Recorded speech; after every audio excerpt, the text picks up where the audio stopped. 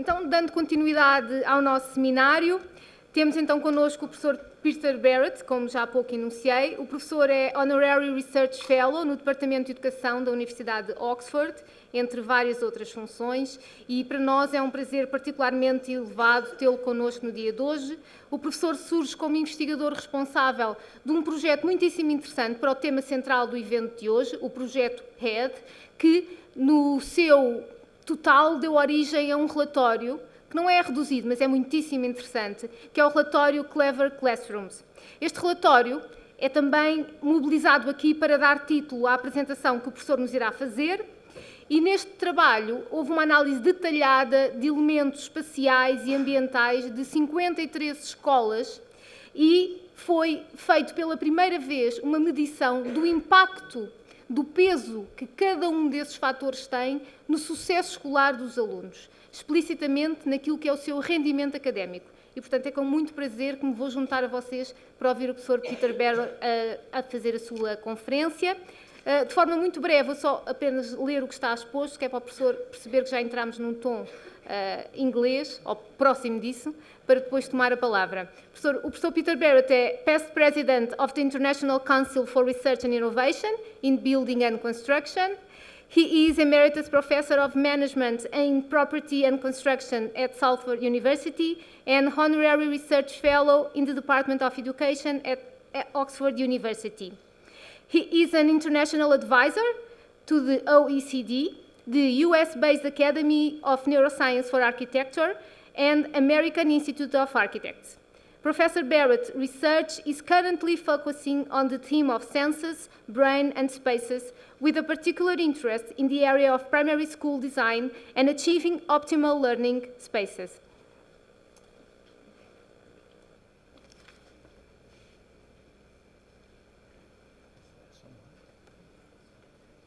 Now, where am I? Do you need any help? I will be here. I'll tell you in a moment. Let's just expand that a bit. Is that coming up? No, that's all right, is it? You can click the view. Yeah, very good. I will be sitting over there if you need anything. Okay. So, good morning, and sorry about playing with the technology instead of paying attention to you. It's an honour to be invited here. It's an honour to speak to you about schools, and as far as I could make out, I agreed with a lot of what your Director General was saying. I didn't get all of it, but I got some key words from my friend here. And you're obviously in a very exciting time within education, lots of change, lots of desire for improvement. And so I'm hoping that what I'll talk about will help that process, will provide context for the type of thing that you may consider. And the whole thing is that this approach tries to take a broad view, looking at the human being in the space and how they actually can function as well as possible. So, clever classrooms, I've added innovative spaces. The theme of the conference is about innovation. So I want to do a British sandwich. I want to do something on innovation, then the results of our work on clever classrooms, and then reflect back a bit at the end on innovation again. So that's the aim. I'll be talking about the work we did on classroom design, and I've listed quite a few names at the bottom there, including Dr. Barrett there, who did a lot of the work with me. And we were a team. We worked for 12-person years on the study of primary school classrooms in order to try and crack the problem of what impact did the space have on learning compared with all the other complexities. So it was a big project, and it took a long while, but it was ultimately successful. So what about the innovation context? This is a diagram taken from the OECD document on innovative learning environments published in 2013. It's quite an influential document, it's an interesting document, and it's got a model, and that's the model there on the left, and it stresses that the context for learning is very important. Well, we know that, I guess, but it's good for someone to confirm it, and they're a well-respected body, so that's good. And especially the proximal factors. These are the factors immediately around the people that are learning. Those are especially important. Again, it may be obvious, but at least they're saying it. So that's their their model, and it's got the educators on the left, the learners on the right, and then resources and context around that. I'm quite critical of this model. I'll tell you why in a moment. And one of the reasons I'm critical is that this same document typifies the battle between new educational approaches and what they describe here, which is the classroom, the teacher in their classroom, and all sorts of negative things happening. And I think these things could happen, but I think it's making the argument too strongly. So, for instance, a stifling organisational arrangement, highly fragmented schools. This is a quote from the document. Teachers working in isolation, jealously guarding their situation, and their invisibility from the rest of the school. Well, it may happen sometimes, and we've stood in 153 different classrooms and we haven't seen that happening. So I think the danger of worrying about innovation is that you can demonise what looks like normal teaching, and you can actually forget some of the good things about it. And so it's important not to make it too black and white a choice, I think. It's not a choice between Victorian education with people in rows and modern education, I don't think. It's more subtle than that. So for me, the problem with the diagram is that the learner isn't at the centre. It's not focused completely on the person learning and everything around them that helps or doesn't help them learn. That seems to me to be a mistake. It's assuming the main thing is the teacher and the learner. And that is an immediate assumption about how learning takes place. The second thing is, for me, it puts learning spaces as a second order part of resources. It really de-emphasises the spaces, and there are some arguments for that, but I'm not sure that that's an important thing. But then I'm a professor of construction, so I would say that, I guess. But that's my thought, that maybe it's just de-emphasising that aspect. So some criticisms of the model. I'll come back to that later with some suggestions, of course. What about innovation generally? I've done a lot of work on innovation in the construction industry, but it's a generic managerial process which there's a lot written about and lots of definitions. This is my definition from 2008 after reading lots of material, and it's that an innovation is the effective generation and implementation of a new idea. That's normal, so it needs to be a new idea, but it's not just an idea, it has to be implemented, otherwise it's not an innovation. But then the thing I think you have to add, which your Director General would probably agree with, is that that innovation has to enhance organisational performance. It's no point just doing stuff because it's different, you have to do it because it helps whatever it is the organisation is trying to do. So in schools, that's got to be learning. So innovations that don't support learning might be innovations, but they're not appropriate innovations. They're just random tries at different things. And so the innovations need to, of course, experiment to see what's interesting and what's possible, but then they need to focus on what really supports the learning process and direct their energies in that way. So my question, I suppose, is what happens if you put the learner right at the centre of the model, and what happens if you really objectively test the impact of the spaces within which that learning takes place. Those are the two things that we wanted to look at. And as you can see, they're a bit different from the OECD model. We're in a sense challenging some aspects of that. The context is that in the UK, this Education Endowment Foundation is a website, you could see it, which lists the things that seem to help education. It's very well respected, and it says physical environment, very low or no impact on learning, and the reason for that actually isn't that they've got any evidence that it doesn't have an impact, it's because there isn't any evidence. So it's a lack of evidence that's the problem, rather than evidence that the spaces don't have an impact. If you look at their site, it still says that, even though we've done our study showing that it does have an impact. And the reason is that they only do meta-studies. So they're only happy if they can compare at least 2 studies and say there's a theme. And so we've had the discussion, and they say, until a second study is done, we can't include anything from your study. Seems reckless, really, given that this is a big study funded by the Engineering and Physical Sciences Research Council. It was a proper piece of work, but they're ignoring it until there's a second study. Bizarre. So, why is there no evidence? Well, there's lots of work on the impact of different elements of spaces on children. For instance, air quality, temperature. There's lots of laboratory-based experiments about how these affect the learning process. And the difficulty is they're partial. They're not how we experience space, which is everything at the same time. And the other thing is that the complexity of those interactions is very hard to handle. So the business of specific studies on particular aspects rather than a broad view, and the interactions of the different factors, like the effect of the school as opposed to the individual pupil, are difficult to disaggregate. So our study set out to try and address those two problems, and for that we did what we called the HEAD project, Holistic Evidence and Design. We specifically tried to take a holistic approach, a broad approach, and for that we had to invent a new model, which was speculative but seems to have worked quite well. And the other thing we had to do was try and work out all the complexity. So I'll just mention how we did those two things. But what I will say first of all is that we focused on primary schools.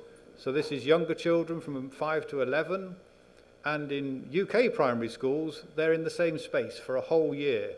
And so if the space is going to make a difference, it's going to show up there. So that's the reason we chose primary schools. I know a lot of you are from secondary schools or older children, but what we're talking about is humans in spaces.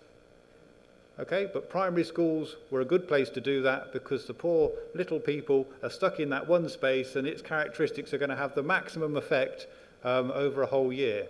And there are measures of their academic progress, so we could use those as well to see what was the progress in the year, what was the impact of the space they spent that whole time in there.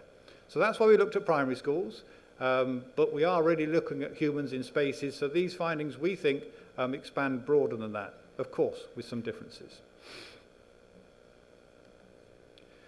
So how did we take a broad view? Well, we took a broad view by talking to lots of people from about 2007 to about 2010, and these were smell specialists, light specialists, all based on a thought experiment. And the thought experiment was that how we experience a space is by, each of you do this, being in the space and stuff coming through your senses, your ears, your nose, your mouth, your eyes, and your brain computing what it thinks about that. And we worked with some neuroscientists from the Salk Institute on this, and what they said was that actually your poor, I was going to say little brain, I don't mean that insultingly, but your brain is too small to cope with all the information, and so what you have is an intuitive response to space. It's not actually, if you're an architect, you look at a space and you think what you think about it. If you're a normal human being, you're in a space and your body just reacts to it. And in doing that, it can react in different ways, but you're not really conscious of what's going on. And so in terms of how the brain is structured, there are certain things which become important. And some of those are to do with naturalness, these things at the top, and they're the normal things, actually, that people consider. Things like air quality, light, and the like. They're the measurable things. There's a whole set of disciplines that look at internal environment quality, and these are the big four: air quality, light, something else, temperature, and there's a fourth. And they've looked at those an awful lot, and the reason is because they're easily measurable. But we were actually saying, but what do people really respond to in the broadest sense? And by looking at the factors, we came up with two other categories. One is individualization, because each of us learns to like and dislike different things and have preferences because of our life experience. And so individualization, we proposed, would be really important. And the second is the level of stimulation. This is the level of ambient stimulation around us, and that may vary depending on what we want to do. If we want to sleep, maybe it needs to be very low. If we want to be really excited at the theatre, perhaps it has to be really high. What is it if we want to study? That was the question. So we've added these two categories on what is the normal set of things that people look at. They're harder to measure. Some of the things we had to look at with two people, rate them and make a comparison. But we're saying we're going to look at what's important rather than what's easily measurable. So we came up with this scheme in 2010. We published it. It was quite hard to publish because it was speculative, but this is the framework we used. And then 5 years later, I'm glad to say that actually it seemed to work quite well. So the model for the project was this. Those three areas there, naturalness, individualization, level of stimulation, are on the right. They're all impacting on the pupil at the center of the model. And we've reconfigured those things on the right. So if you say it's stimulation, individualization, and naturalness, it spells sin. So we want sinfully good spaces, and that's easier to remember. And then on the left, we have things that aren't to do with the spaces. So there are things, of course, the ethos of the school, the teachers, all those types of things. And running up through the diagram, we have the starting position of the pupil and the pupil's characteristics, the pupil in the classroom for a year, and the pupil's progress over that year. So we're going to compare the progress of the pupils with the environmental conditions they're within, the physical environmental conditions on the right, and we're going to try and factor out the stuff on the left. That was the model for our research. So complicated, but important, because if we look at the individual pupil characteristics, this is just an example, we knew things like, you may have parallels for these, FSM is free school meals. These are disadvantaged children, children who are given food at school. English as an additional language, these are people who came to school without English, they're usually immigrants, and special educational needs. So we had that information on each of the pupils, and it makes a difference to their progress. Free school meals children tend to go slower. English as an additional language children tend to progress faster. SEN pupils tend to progress slower. So if we subtract all of those effects, we're left in our analysis with a clearer picture of what's actually due to the environment there, the physical environment they're in. So it's important to do because it varies a lot between the different schools that we looked at. We tried to drive the thing through hypotheses. There's a huge literature on this. So for each of the areas we wanted to look at, let's say it's light, we created a hypothesis about what it should be. These were generally accurate, but sometimes not. Sometimes we had to learn from the data, and I'll mention one of those later, and say, well, maybe that hypothesis just wasn't right. But we tried not just to get loads of data and guess the answers. We tried to actually go in with some ideas and test those in a quasi-scientific way. It's actually grounded theory is the approach we took. Sample was big, 153 classrooms, 27 different schools, 3 different regions, and we had data on 3,766 individual pupils, and we knew which classroom they were in, and we could actually align their learning with the characteristics of that particular classroom. Just to say very quickly, these are the things we were looking at, 10 things within the 3 categories: light, sound, temperature and air quality. They must be the big 4. And also links to nature, within the naturalness category and so on. And in our analysis, all of those are highly statistically linked to progress in learning. So do you remember I said a lot of the studies done in the past were of single factors? And that's the case. It's not very difficult to find things that are statistically significant when you look at just one thing. When you put them into the model and take away the effect of the characteristics of the individual pupils and the interaction, the competition between the factors, 3 of them drop out actually in the multi-level modelling that we did, and you're left with 7 factors that are significant in the final model. So we use multi-level modelling to spot things that were happening at the level of the school. All the children moved together, if you like. At the classroom, groups of 30 moved together, or at the level of the individual pupil, it was just happening all over the place for those individuals. So the multi-level modelling enables you to strip out what's happening at those different levels. It's a bit complicated. We had to get statisticians to do that because we're not clever enough, but we could put all the data in and we could have a dialogue about how that modelling works. And it was really, really powerful in terms of trying to pin down that middle level of variation to do with the classroom itself. So what are the headline results? Well, they were quite simple in a way. The headline results were that if you take those 7 factors of the physical characteristics of the classroom together, they explain 16% of the variation of the progress in learning. that happen within those classrooms. 16% is more than we expected, actually. 16% is quite high. For the effect of the teacher in a school, it's something like 12 to 20%. So this is a big, because a lot of the variation is because of the individual pupil's characteristics. That's where most of it comes. But so this is a big slab, and the reason we think it's so big is because it's unmanaged. It's invisible. People mostly aren't thinking about these things very much.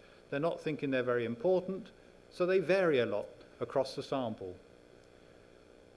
We were using national curriculum measures done by the teachers. A lot of effort goes into this, assessing them in reading, writing and maths. We lumped them all together and took the average because for primary school children they're being taught all of those subjects in the same space. So these are the main subjects, and this is the nationally agreed approach to measuring them. So this is a serious effort that goes in there. So that's what we looked at as the progress measure, 16% of the variation in it explained by the physical spaces, differences in the physical spaces. Just to give you an idea of this, this is the scatter plot of the 153 classrooms, the worst or least effective classroom on the left in red, the most effective classroom on the right, the learning on the y-axis, and to scale this, for UK teachers this makes complete sense, but the difference of moving a hypothetical average child from the least effective to the most effective classroom would be something like 1.3 sub-levels. Well, in the UK, a child's expected to make 2 sub-levels progress in a year.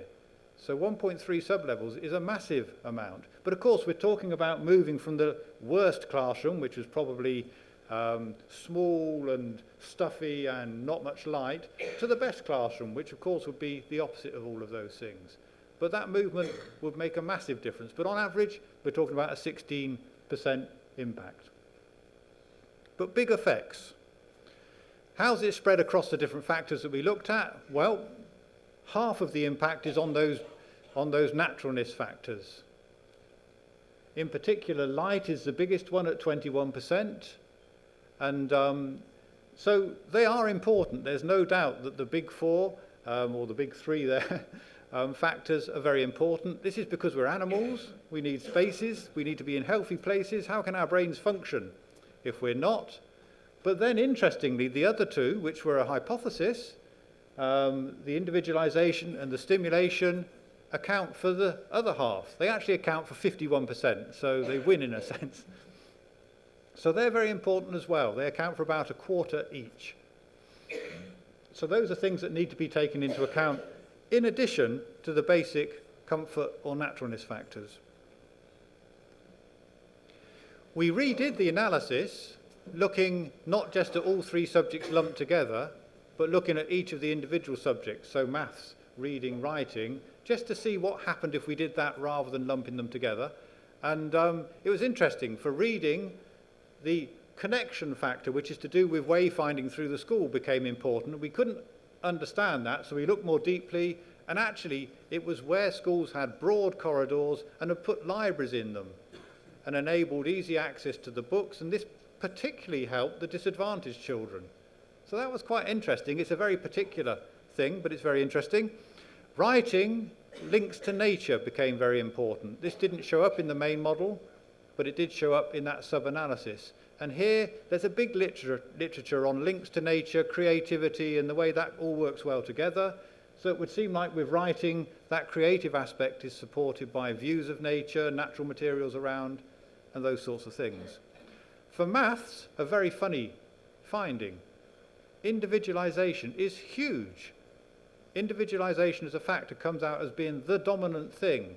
And as you know, there's a big issue about confidence in maths, and it would seem as though if children are in a classroom where they feel at home, it's their classroom, they feel a bit relaxed, maybe, this is a guess, maybe it helps them to actually do better at maths. So some of these are now starting further questions. We don't really know why some of these findings come out, but they're quite unusual and they're worth pursuing. If we look at special educational needs, we reran the analysis for that.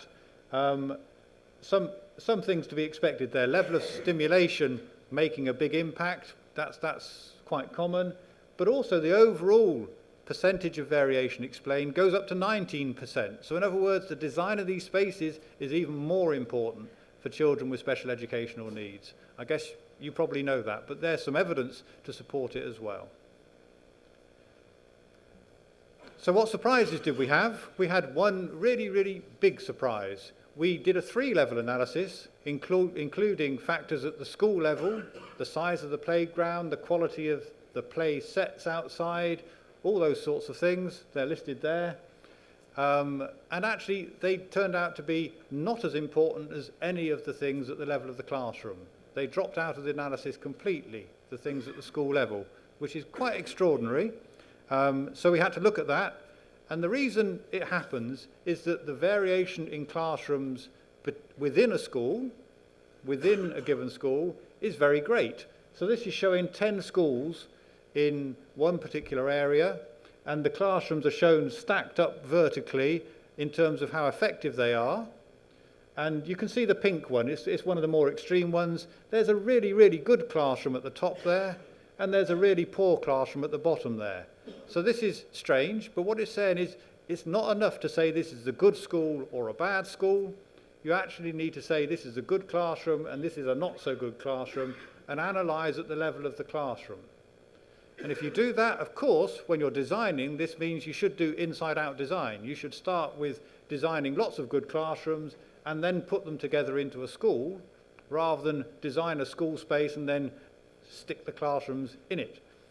That might sound obvious, but we've seen loads of schools where they have double-loaded corridors, and they have the same classroom design on one side, excuse me. They have the same classroom design on one side facing south and overheating and having lots of glare, and they have the exact same design on the left-hand side facing north, say, and it works perfectly. And so when people design schools, they often see it as a plan, and they don't really think what effect it has, which way it's pointing, for instance. And then, of course, different teachers do different things with different classrooms, and that makes a huge difference too. So the variations within schools are massive. If you're a head teacher, you should go around and look at each classroom. You shouldn't try and draw general conclusions about your spaces. How am I doing? More detail about the parameters. I can say something quickly about the different aspects. Perhaps I should do that, yeah? I'll be quick. So naturalness, we're looking at light as the major factor. Here we're not talking about only natural light. We're talking about artificial light too, which needs to be high quality, because there's hardly ever a time where you don't need artificial light at some time of year or at some time of the day. So you need good artificial light, but also you need natural light if you can possibly get it. As human beings, we seek natural lighting, and having said that, you have a lot more of it in Portugal than we have in England. And you have to avoid glare, you have to avoid overheating. So this is obvious. It's all about windows and how they work, and they need to be well designed. And if at all possible, you should, though, have that view. You should have that connection with the outside. Air quality. In the UK, again, you'd want large and varied means of opening windows so that you could get cross-ventilation and you could get fresh air into the classroom. In Portugal, you may need mechanical ventilation more than we would, or you may need really clever design which gives you natural flows of air through the building. I'm sure you know much more about that than I do. But this is not... Oh, hang on. So I've got a question. Oh, the question is, how long does it actually take to get from a classroom with good air quality to poor air quality? I'm not going to really wait for the answer because we're a bit short of time, but we could calculate that, and if children are just sitting there doing nothing much, within 30 minutes, the air quality would have turned from good to poor. Now, when you think most lessons are longer than that, it's going to be a problem. If you don't actually do something, if you don't open some windows, if you don't take some action, there will be poor air quality. And we've looked at schools in Romania, we've looked at schools in Norway. Norway's an exception, I'll come back to that. But we've looked at lots of schools in the UK, and it is common for there to be very poor air quality. Here's a typical graph. I'm not going to spend long on it, but this is for 7 days of the week. So see the lines at the bottom. This is Saturday and Sunday. The air quality is brilliant on Saturday and Sunday when there's no pupils there.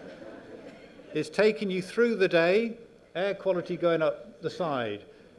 1,000 is the threshold. This is where you shouldn't go above 1,000 really, especially with children. And what we're seeing at 12 o'clock is that it's 2,000. At 3:30 in the afternoon, it's got up to 2,500. And there is loads of literature showing that reaction times, comprehension, all sorts of things go down massively when air quality becomes poor like this. And in fact, they've done work in America looking at office workers, and the decline in function starts at 500, not at 1,000. So this is really important. It's something where if you have a little meter, you can very quickly work it out. And we now know, the two of us, because we've gone into so many classrooms, we can just smell when it's not right. But if you're in it and it happens slowly, then it's very easy not to notice. But we're talking about kids' brains basically just being anaesthetized so that they can't learn. It's a really big issue. Temperature, very difficult to decide how to measure this. So in the end, what we looked at was control of temperature. And again, I guess in the UK, this is about radiators and thermostats within given spaces, and not whole school heating that's too hot in one place and too cold in another. For you, it may be about cooling and control over the cooling, just keeping it not too hot. Certainly if you have heat gain, that could be problematic. For that, you need external shading. No point having blinds. By the time the sun's through the glass, it's warmed the room up, so you have to have external shading. Norwegians were great at this, actually, and I'm sure, again, you know more about this than I do. If we look at flexibility, this is one of the individualization factors. This varied by age for our children.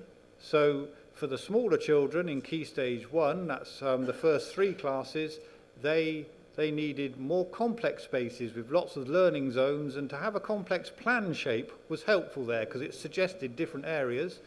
For the bigger children, they needed bigger spaces, and there it needn't be so complex. And so interestingly, this is one of the areas, or the area, where I think pedagogy comes in. I think learning by playing is typical for the young children. It becomes more formal for the older children, and the space and the shape of it needs to reflect that. But in all of the spaces, having lots of wall area for display was helpful, and having breakout spaces or alternative spaces nearby was important to give the teacher options. Ownership is a thing which we introduced as a new idea, and this is actually saying the children have made an impact on the space. They've got their name on things, they've got their work on the wall. It's a distinctive classroom. They can walk in and say, this is our classroom, rather than any old box. And so, we measured that as best we could, and it turned out to be important in general and very important for maths. Level of stimulation, this is a hypothesis we had. The hypothesis was that the more stimulating the classroom, the better. This is what we thought. The literature actually said lots of different things, so we guessed that. And so one of the things is visual complexity, and we were hypothesizing the right-hand one was going to be good. And so we then measured progress, and we got a curve, and you won't be surprised, because you're teachers, a lot of you, that actually the middle one is best. So we've now said, instead of that being the most stimulating and good space, we're saying that's chaotic at the right-hand end, and this is boring at the left-hand end. This is understimulating on the left, overstimulating on the right. And in the middle is about right. So we're talking about the ambient stimulation that people have around them, children have around them for a whole year. Should be somewhere in the middle. The other factor is colour for stimulation, and the same thing. Just because they're small children doesn't mean they have to have primary colours hitting them from left, right and centre. So those things on the right-hand side are just too much. Your poor brain is thinking, gosh, what's happening? And here, this is like a bit like torture, too cool, somewhere in the middle. Maybe one more colourful wall and then calm walls around it, some combination like that. It's easy to recognise it when you see it, but it's quite hard to describe it. So those are the factors that we found were important.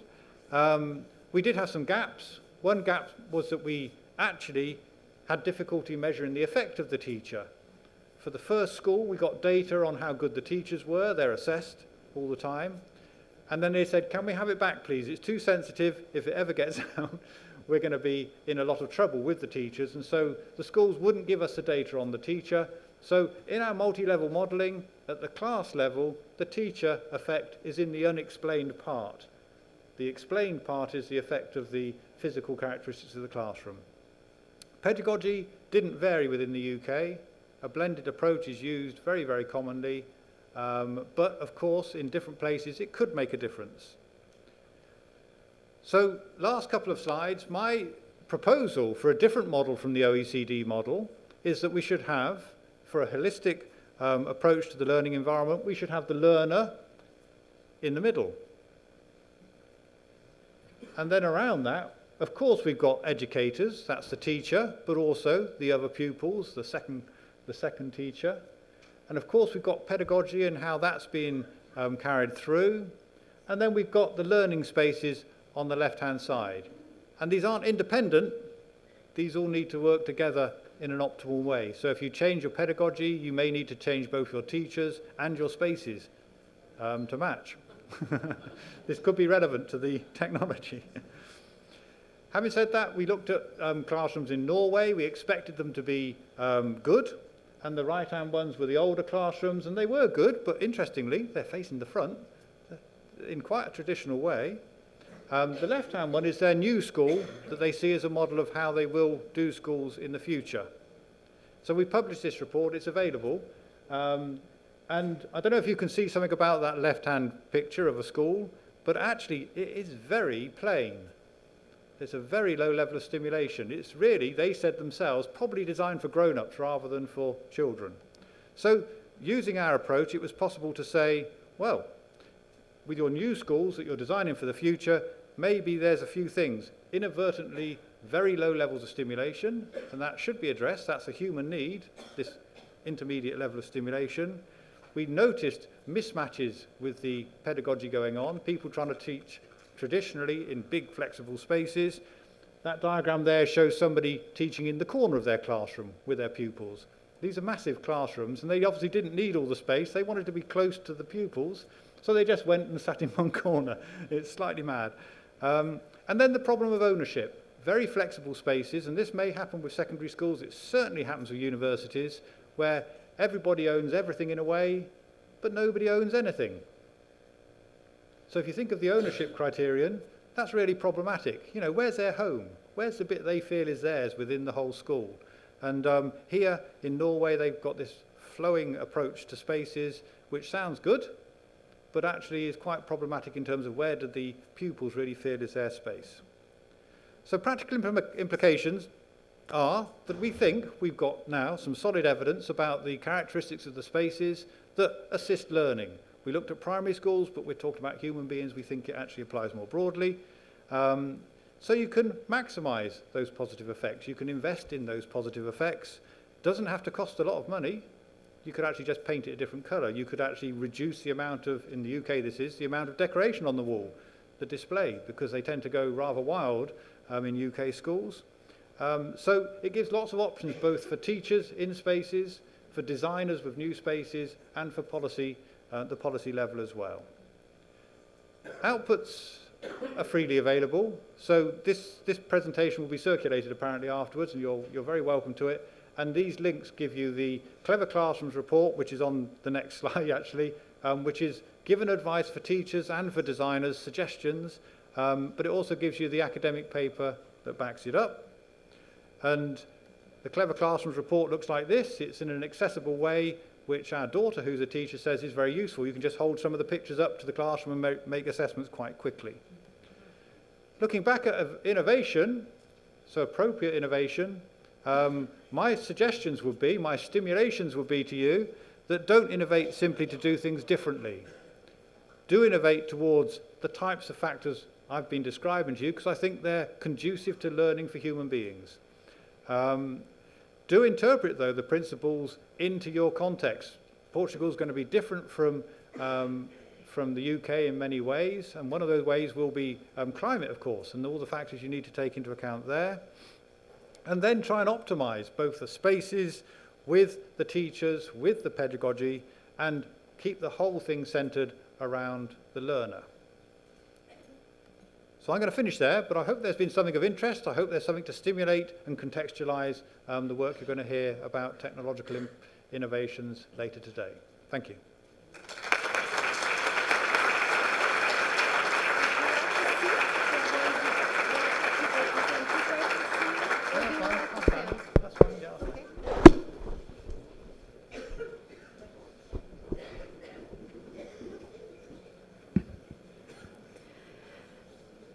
Espero que tenham ficado tão esmagados quanto eu em relação aos dados que nos foram apresentados e às evidências demasiado fáceis e previsíveis e muito próximas daquilo que todos nós somos capazes de identificar no dia-a-dia de quem vive numa sala de aula para ficarmos indiferentes às mesmas. Nós estamos surpreendentemente dentro do tempo em Portugal.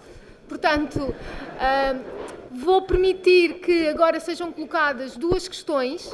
Essas duas questões terão que ser as melhores questões, está bem? Portanto, vou-vos pedir para... Podem apresentá-las em português. Eu farei uma tradução livre aqui para o professor Peter Barrett.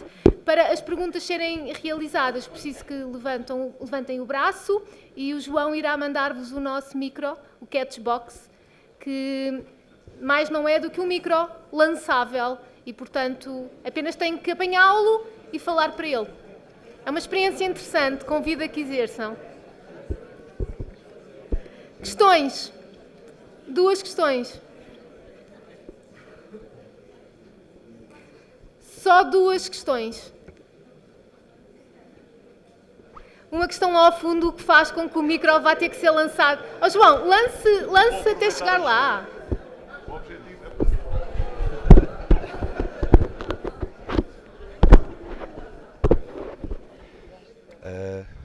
Está a dar? Então, bom dia a todos. Eu gostei muito desta apresentação. Estávamos a comentar há pouco que há aqui uma boa dose de senso comum, se calhar, nestas reflexões materializadas em resultados de um estudo. O que é sempre importante para validar isso, ou resultados sem os quais o senso comum fica só pelo senso comum e depois não nos permite a nós sequer a segurança de apostarmos em determinado sentido. Mas ficou-me uma questão, uma vez que nós estamos a discutir esta questão, estamos a debater esta questão das salas do futuro, chamemos assim, e estamos com os olhos postos em qualquer coisa de à frente ou de hoje e para a frente.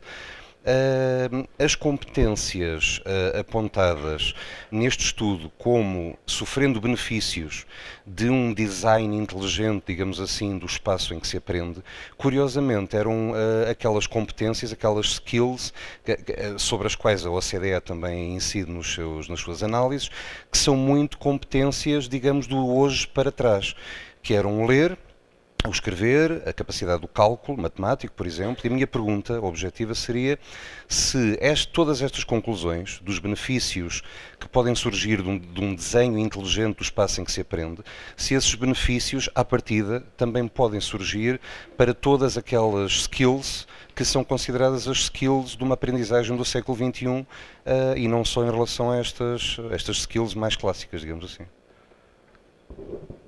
Vou tentar traduzir. What was said is that a lot of the results that you presented to us really are based on common sense, but they are scientific results, so it's very important to have it. But you focus primarily on mathematics, reading and writing, which are relevant skills nowadays, but are focusing on the present, not addressing the future. So the question was, why didn't you also collect evidences for critical thinking, like creativity, the kind of skills that are referred as 21st century skills? And if why not did you collect those evidences? Would you do that in the future? Are you thinking about that in any way? It's a good question, and we'd done work where we considered broader issues, and we spoke to teachers and we spoke to pupils, and we did action research experimenting with schools, and the reality was that in the UK at least, if you made proposals and they weren't linked to solid evidence, to the main subjects that everybody is assessed on, they tended to ignore what was being said. They tended to get squeezed out. So we specifically did a study looking at the main subjects. They may not, I think they are the main subjects for the future as well as the past. We will need to be able to add up in the future and we will need to communicate as well. And there's creativity built into those processes. But the advantage of these was, for us, is that they're seriously measured at the beginning and the end of the year. So it's a pragmatic decision really, that there were good metrics of these things and they were metrics that were very important to the establishment, to the teachers, to the government and to everybody. And that was a choice. It would be nice to measure the types of things you were talking about. For that, we would have to have introduced our own measures and done quite complex processes at the beginning and end of the year, and we didn't have the resources or possibly the skills to do that. I do think the 21st century skills are important, but I do also think that the basic skills that these are measures of are about cognitive development as well. And so, yeah, it's partial, but I think these are really, really important things as well. It would be fascinating to do a study of those other aspects. I just don't know if we would have the time or resources to do that. And I'd be interested to know if there are good measures of these things. I know to some extent the OECD measures different types of learning in their PISA studies, and maybe something like that would be possible. In fact, we're talking to them about that, and maybe that's a way of taking that forward. Thank you. Mais uma pergunta do mesmo nível de qualidade e desafio. Uma questão fascinante, é verdade. Mais alguma questão?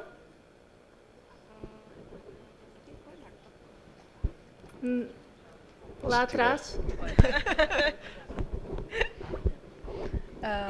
Hello, it's not a question, it's like to talk about the approach. Your approach, your scheme that you presented was, the final scheme was focused on the learner. I feel, for me, what should be the future for the education should be the focus on the learning process. As a teacher, one of the classes that I really love to have is the classes when the students can, for example, do a research about a topic and they teach me about that topic. We all get to learn the topic. So it's like, do you really feel it's for the focus on the learner, or maybe the learning classroom should be the main focus? We all have to. So I'm sympathetic to what you're saying, but I don't quite agree either. And I only don't agree for a small reason. I think the learning process is really important, and the idea of teachers learning from pupils and pupils learning from each other, which I think is what you were describing, is very real. For me, that's linked in the issue of pedagogy, and it also implies differences about the teachers and the people who's teaching whom. And it also implies differences about the spaces that you'd create to enable that. But ultimately, if an individual isn't learning because of that approach, that opportunity, then for me, it still failed. So I think the ultimate focus has to be on the individual learner, but maybe the learning process in their brain and the context provided by other people and so on. So we're quite close, but slightly different. Thank you. Muito obrigado. Thank you very much, Professor Barrett. Thank you.